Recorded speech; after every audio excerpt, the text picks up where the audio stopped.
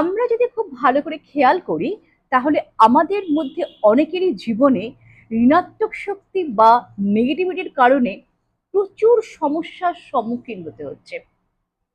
যেমন কিছু সমস্যা রয়েছে মানসিক সমস্যা, শারীরিক সমস্যা, আর্থিক সমস্যা, দাম্পত্যের সমস্যা, রিলেশনশিপের সমস্যা। এই প্রচুর সমস্যার সম্মুখীন হতে হচ্ছে আমাদেরকে, এবং আমরা এই কারণে দায়ী করি অন্যকে, যে এই সমস্ত সমস্যার জন্য আরেকজন দায়ী। কিন্তু কিন্তু আমরা যদি নিজেদের মধ্যে মনোনিবেশ করি তাহলে আমরা দেখতে পাবো যে আমাদের মধ্যে যে নেগেটিভ শক্তি রয়েছে বা ঋণাত্মক প্রভাব রয়েছে, সেটাকে, সেই শক্তিটা বিশ্বব্রহ্মাণ্ডের যে পজিটিভ শক্তি রয়েছে তাকে কাছে, মানে আমাদের কাছে ঘেঁষতেই দেয় না। ফলে কি হয়,